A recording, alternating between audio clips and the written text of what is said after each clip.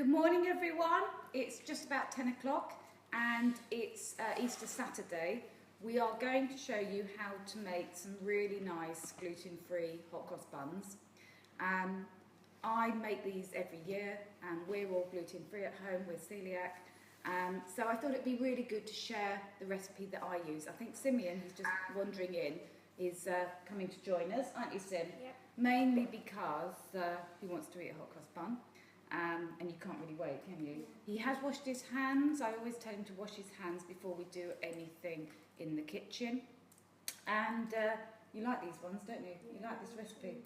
It's one of the recipes that I use sort of every year.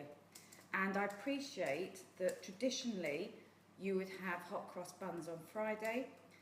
But because we always do our cook-alongs on Saturday, I thought, well, let's just do hot cross buns now.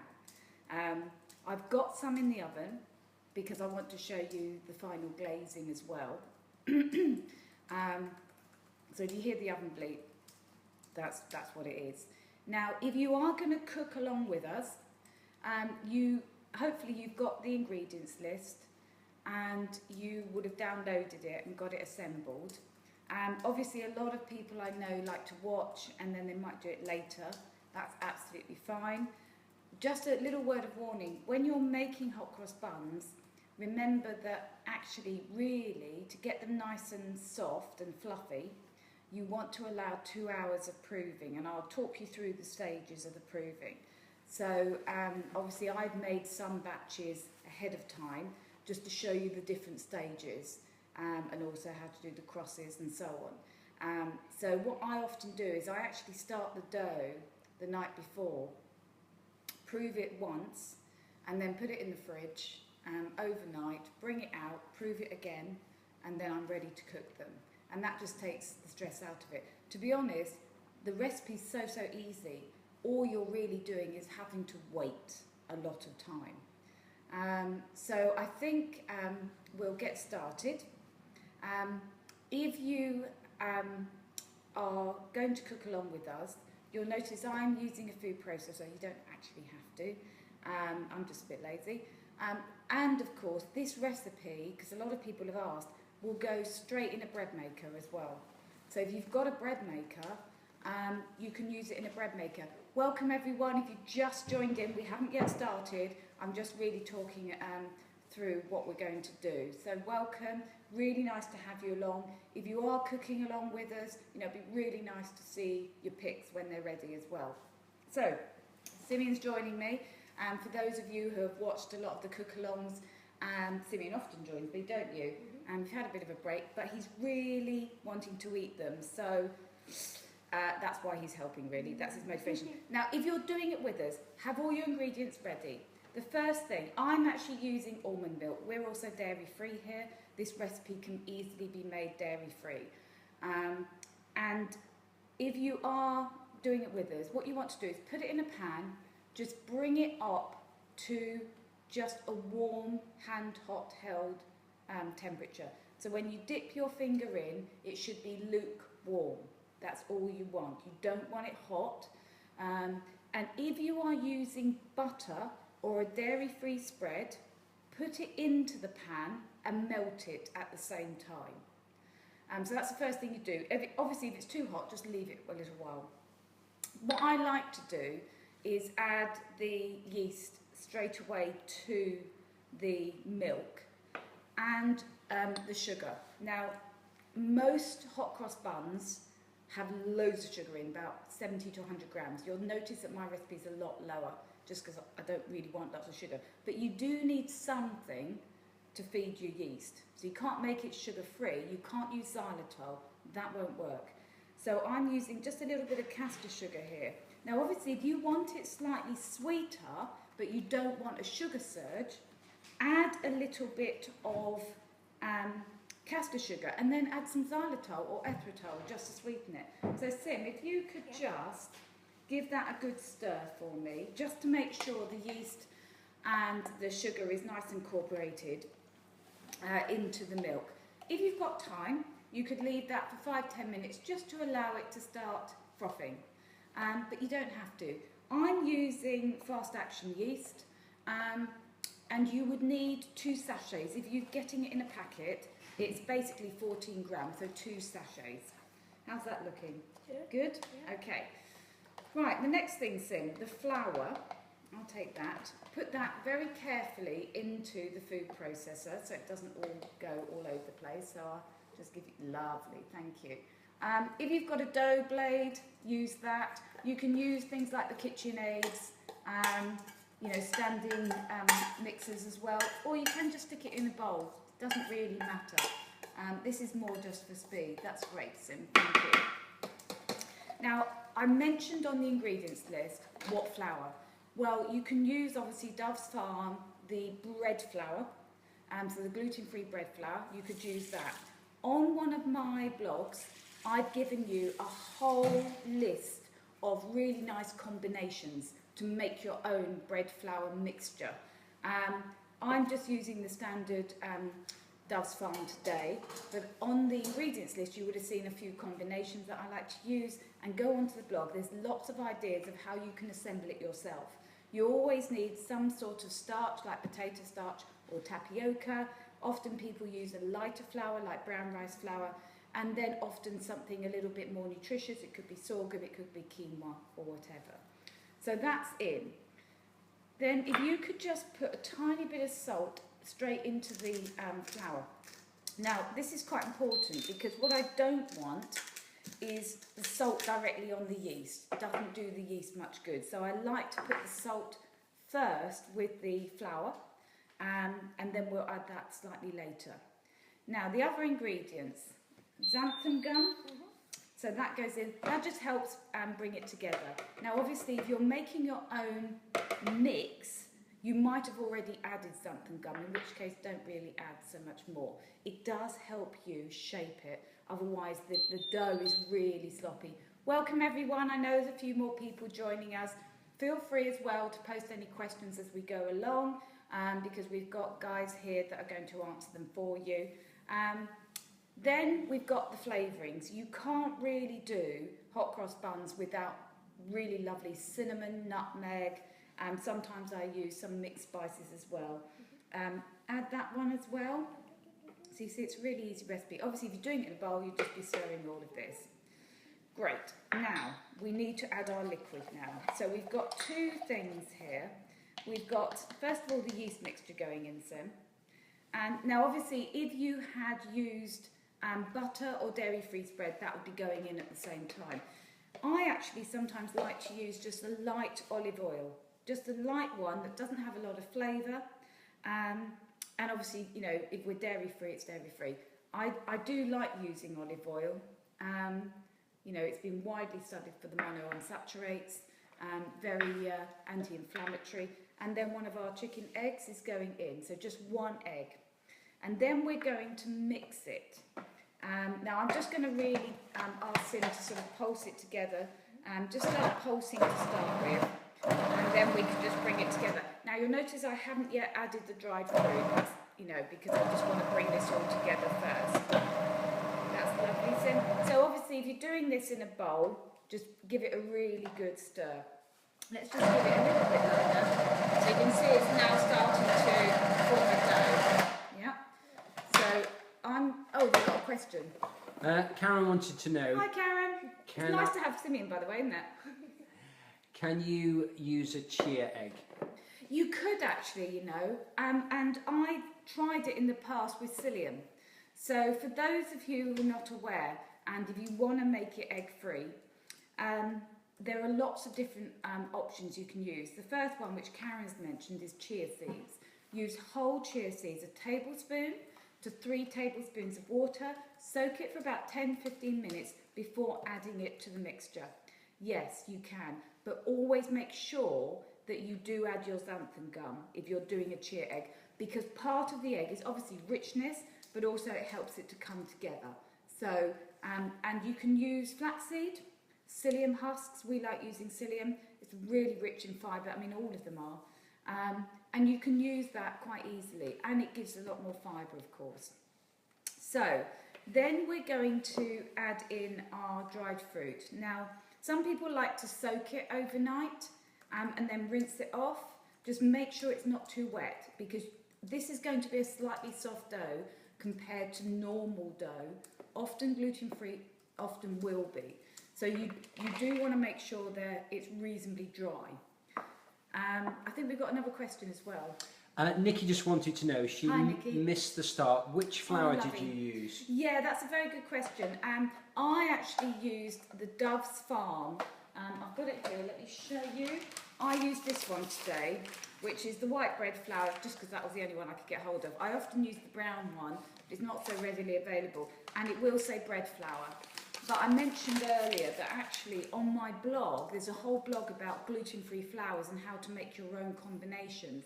I've actually got a whole list of what I use often. And what I often do is I have a big tub in my cupboard which has got the bread flour mixture. So I've added tapioca, maybe some potato flour, maybe some rice, maybe some sorghum, and I keep it in a tub so that when I want to do gluten-free baking, I can. So I often buy all the different flours and then mix them up and have it all ready. That just saves me a bit of time.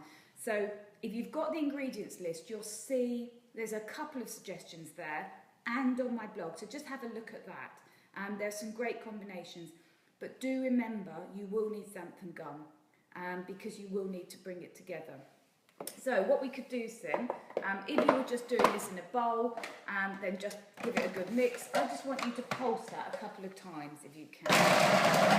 That's fine. Now this is the first time that we're going to be proving it. So you're not actually going to be shaping them at this point. So what you need to do is get a big bowl, and you'll see, I don't know if you can see there, but there's a little bit of oil in there. I like just to grease it, just helps it easier to get out afterwards. And then what we're going to do, and Sim, if you could just move that slightly out of the way, is we're going to just put it into the bowl. And what might be nice is if I can just show you, I don't know, Chris, if you can just get slightly nearer. I really just want to show you the texture of it, to be honest, because it's not, when we've done gluten-free bread on these cook-alongs in the past, and you'll notice that the bread is very, very sloppy. Now this one, you can see, it is much more of a dough. Can you see that? And that's really useful because obviously we're going to have to shape it. So that we will need to prove. Let me just do a switch while Chris is still here. Hang on, Sim. You'll see this is what I use. Not very expensive. These are just hair nets that I get when I go in hotels. So that's what I use to cover. It just stops you getting a crust and it gives it a nice moist temperature. Leave it at room temperature. If you have an oven which has a proving setting, obviously put it in that. You need to leave this for an hour, okay? So Sim will cover that and we'll just put that over there, thank you. So after an hour, this is what you will have. It won't necessarily look much higher or larger, but you will see little bubbles showing that the yeast has done its work. I reckon that this will make 8. In fact, that's what I do. Simeon, you go and wash your hands because you've just been sneezing. So what I tend to do is I'll put it out on the work surface. Now, you might think, gosh, she hasn't floured it. No, I haven't floured it, and there's a reason. Make sure your hands are slightly wet or slightly oiled. And if you flour this too much, it's going to be really dry, and it's actually going to be very flaky and crumbly. Now, what I tend to do, you can weigh it. You could just weigh your dough and calculate, you know, the portion sizes. I, to be honest, can't really be bothered to do that. So I just cut it in half, cut it in quarters, and then cut it again. So I'm going to get roughly the same size, to be honest. I'm just going to cut those up. And what I want you to do, what I want to show you now is how to shape. And Sim, you're going to help me, aren't you? Because this is what Easter's about. It's about family. It's about, you know, having home-cooked food that tastes amazing. So get your kids, if you've got children, involved with all of this. Doesn't matter if it's not quite right or quite perfect. That's not what this is about. So now if your dough, because it does depend on the flour mix that you've used and the amount of xanthan gum you put in. If your dough is a little bit wetter than this, then what I would often do is get a little bit of the bread flour on my hands like that. I do not really flour the surface because, again, I really don't want this to be all dry and flaky.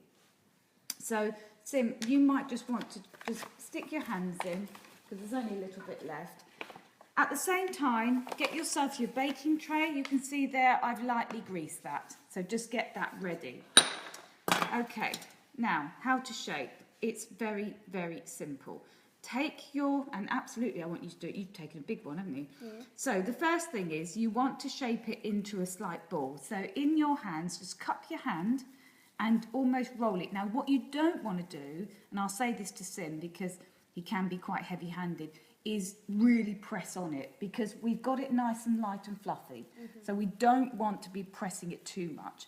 Once you've, and you can see there I'm cupping my hand. Once you've got it into a nice rounded shape, then put it on your work surface, and you might want a tiny bit of flour, but you don't really want much. And you're just going to use the edges of your hands, I hope you can see this everyone, and just shape it underneath. So you're going to get a nice rounded shape. So it will come up slightly, and then with your hand just roll it like that. And just do that so you've got a nice rounded shape. It's going to rise, so don't be worried about, you're doing really well, Sim, that looks gorgeous, that's a nice big one. And then very carefully put it on your baking tray. This is going to rise, so please don't think, oh, they look really tiny. Now that was one thing I would say don't do, and press it down, because we want it nice and light and fluffy, but that's beautiful, really good. And do you want to do one more, Sim? Yep. And so, cup it in your hand, just to get that nice rounded shape first. And of course, you know, if you've put loads of dried fruit in, you might find it slightly harder because they will be putting out, plumping out a bit, the dried fruit.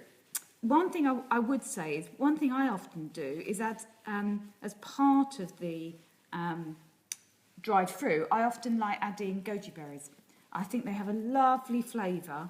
Obviously, you know, for those of you who follow me, they are incredibly rich in antioxidants as well, particularly the carotenoids, which have amazing protective benefits for all our fat-soluble cells.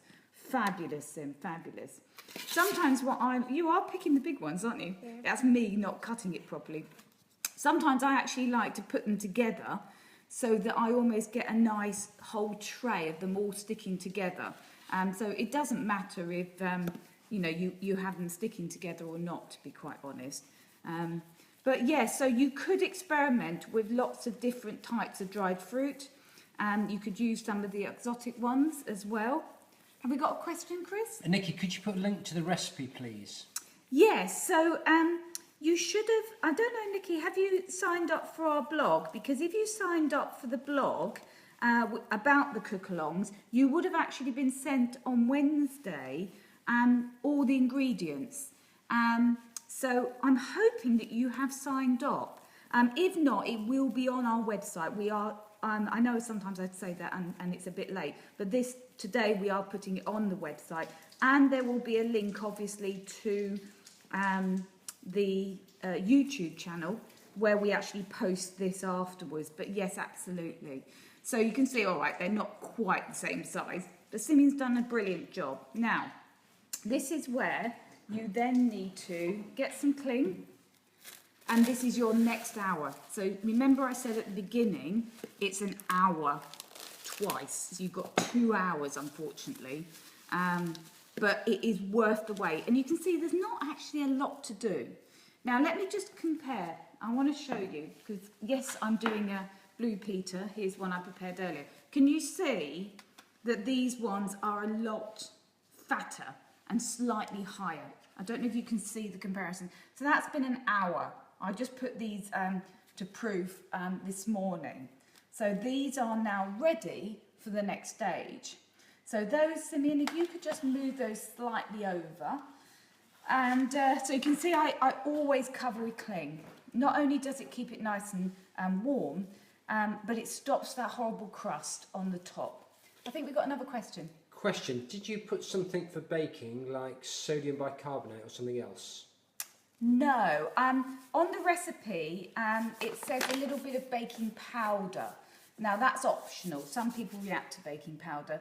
Always make sure it's gluten-free. So about half a teaspoon of baking powder. But because I've got 2 sachets of yeast, which is slightly more actually than most of the recipes, but I find I need it for the gluten-free hot cross buns, so I use 2 sachets of yeast instead. I think we've got another question as well. Thank you, Chris. No problem. I think Rosemary's just having a few problems just in terms of accessing the video. She's got onto it now, which is great. Oh, really sorry about that, yeah. Rosemary. Sorry I couldn't reply. I've just been holding the camera. Could you just recap? Yeah, of course. Just in terms of where we are now. Yes, that might yes, be quite useful for people generally. Of course. So that's a really good question. So what I've done was I actually used my food processor just because I'm a little bit lazy. First thing you do is you put on onto a hob some almond milk or ordinary milk. Get it to a hand temperature, so sort of lukewarm. Add your yeast and add the sweetener, the sugar. It could be coconut sugar, castor sugar, but it does need to be a bit of sugar. Give that a bit of a stir, and if you've got time, leave it for 5 minutes or so. Then you basically put all the other ingredients, apart from the dried fruit, in your food processor or your bowl or even your bread maker. Add the warmish milk and then you give it a little bit of a beat just to bring it together. Then you add your dried fruit and bring it together as well. Then you put it, let me just show you, in a bowl. I use my hair nets that I get when I go and stay in hotels, but cling would be fine. Leave that for an hour. So you're doing 1 hour proving there. Then you're going to shape it into your rounds like this. Cover it again, so this is on a greased baking tray, and leave it for another hour. So there's 2 hours of proving. I know some people like to try and skip that bit or speed it up, but I really think it's worth the wait. I honestly do. And then we're up to this. And this is where we're going to do the piping. Yes. Yay. So the first thing we want to do is actually glaze it, because the piping must be the last bit. So I like to use beaten egg for the glaze. And you can see that I use really expensive equipment. This is a standard, nice and clean paintbrush that I use when I do a lot of cooking. I use it to make your hot cross buns, but I also use it to make Easter eggs in melted chocolate. So in here, I've got some of our chicken's eggs. Now, add a bit of salt. When you are beating an egg, to break down the protein, always add a little bit of salt. And then obviously when you whisk it, it's nice and smooth. Otherwise, you're going to have a bit of a lumpy time with your egg. Then just brush in, any pastry brush will do, and very lightly, because remember that these have now risen again. And so you don't want to be, pressing it hard. You want to keep this nice, soft, light, fluffy dough. And you're just going to brush very lightly. Don't overdo it, and don't let it drip too much down. You want to really just tiny bit. So I'm going to ask Sim to do that, because I want to then show you the next bit, which is the piping. So the first thing you do is beat an egg. Now again, for those of you who have egg allergies, you could use a little bit of almond milk, ordinary milk, to glaze, or other milk. So you don't have to use egg. I like using egg, it gives it a bit more of a colour. But remember, we're going to glaze again once they come out the oven, so it's not urgent. But you should glaze with something. So almond milk, ordinary milk, or beaten egg. I wouldn't do that, Sim. I would just leave. Yeah, if you can't reach around the sides, don't worry, because we want to try and protect the the dough. That's really good, Sim. You're doing a brilliant job there. Now the next stage is to make your paste. Now there are different ways of doing this. Some people actually prefer to cook them uncrossed and then actually use a little bit of ground up xylitol and water to almost do an icing. Or some people do chocolate on the top. I think we've got a question. Is the egg in the ingredients just for the glaze, or did you put some in the mix? Ah, very good question. We put 1 egg into the flour mix, so there is an egg in the dough, and this is just additional egg. Because I'm making a lot today, I've got a couple of eggs in there, but just 1 egg for the glaze, or again, a little bit of beaten, almond milk or milk will do. So yes, we did use an egg, but we explained earlier, for those of you just joining us, you could substitute the egg in the dough for either a flax egg, chia egg, psyllium egg, if you are egg-free. So you can make this recipe gluten-free, dairy-free and egg-free, which is fabulous. We have our own chickens, as a lot of you know, so we do use eggs and we don't seem to have an allergy. So what have I got in here? So this should be on your ingredients list. This is just, it could be rice flour, it could be the bread flour that you used before, or it could just be a gluten-free plain flour. Doesn't really matter, it's only for piping your crosses, okay? And Sim, can I just ask you, there's a little spoon over there. If you could just grab me a spoon. Now, I've put about 50 grams. Again, it does depend on, you know, how many hot cross buns you're making, but that will be sufficient, really, to be honest, to make enough crosses for 8. And you should get 8 hot cross buns in this. Now, put it in a bowl. I've used just a plastic bowl just so hopefully you can see this a bit more. And what you're going to do, this is cold water. So just put in a little bit of cold water.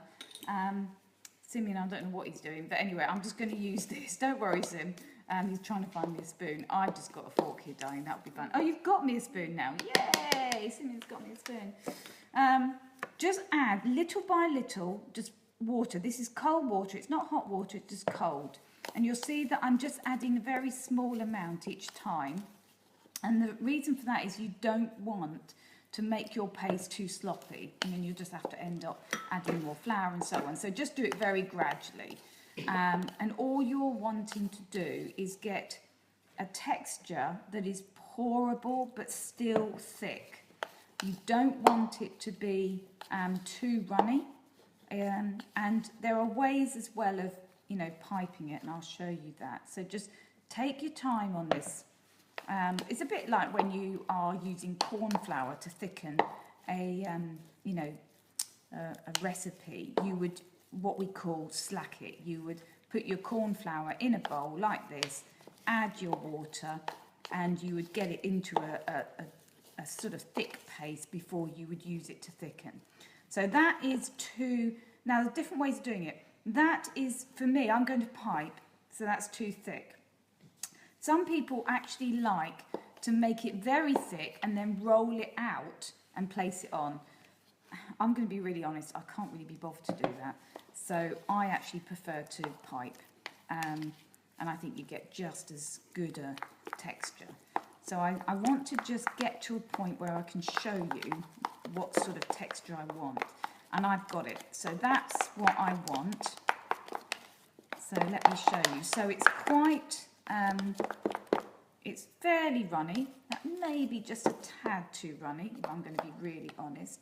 And then what I do is I put it into one of these. This you can pick up, I'm not joking, pick these up at Poundland. And they are just wonderful. I mean, I think they're called sauce bottles, but I use it all the time for decorating. I've got various ones. This one I've just cut the end so it's slightly fatter. Sometimes the end's a bit thin. So it's slightly fatter, just so it's not going to be too thin, the piping. So put it in there, and then we're going to pipe. So I just want to show you one, and then I'll let Simeon just get on with it all. So again, this is important actually for you, Sim, because I know you've done this lots, but don't put your nozzle on it. You just want to have it slightly higher. Can you see this all right, Chris? Mm-hmm.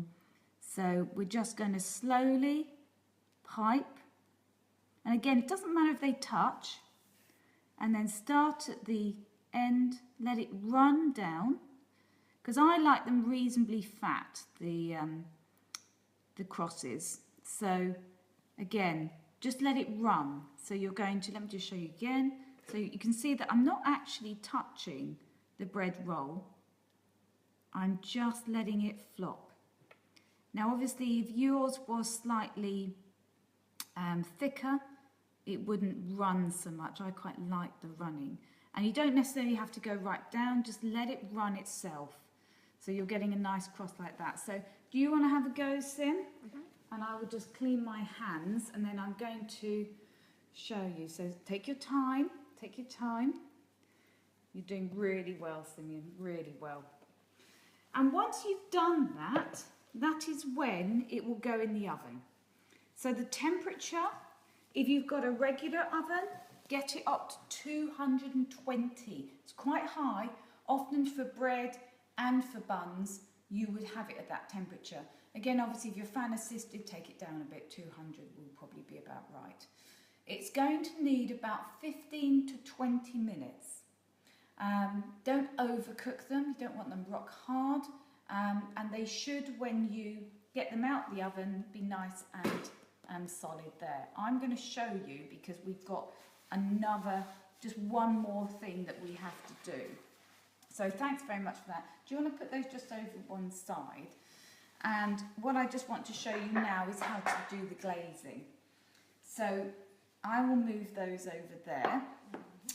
And here, in this saucepan, I've got apricot jam. You can get the pure fruit one. You don't have to have one with lots of sugar. Some people like to use a bit of honey.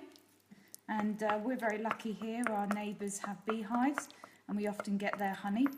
And Simeon, could I just ask you to give that a quick rinse, that pastry brush, because I'm going to use it again. So put it on a heat because you want it to be a little bit thinner than that, obviously when it comes straight out of the jar. So some people you like to use marmalade even, but obviously without the bits, honey, sweet freedom, maple syrup, anything like that. I like the sort of traditional sort of apricot jam. So you want to make sure that that is nice and warm so that it's slightly easier to paste. And you really need to do this when the hot cross buns come straight out of the oven. So I've got some, so that is nice and thin now. I'm going to just turn that off. I'm going to get a board just so I can show you. And I've got some in the oven. And these ones were made this morning. So you can see, so I wanted them to be slightly still quite warm. And ideally, when they're nice and warm, you want them still warm, you get your pastry brush or something similar, and you want to glaze them. And that just means that they have a lovely shine to them. So it's better to do this, one with warm apricot jam, but also straight out the oven, so that they are going to take that glaze. Karen thinks they look amazing.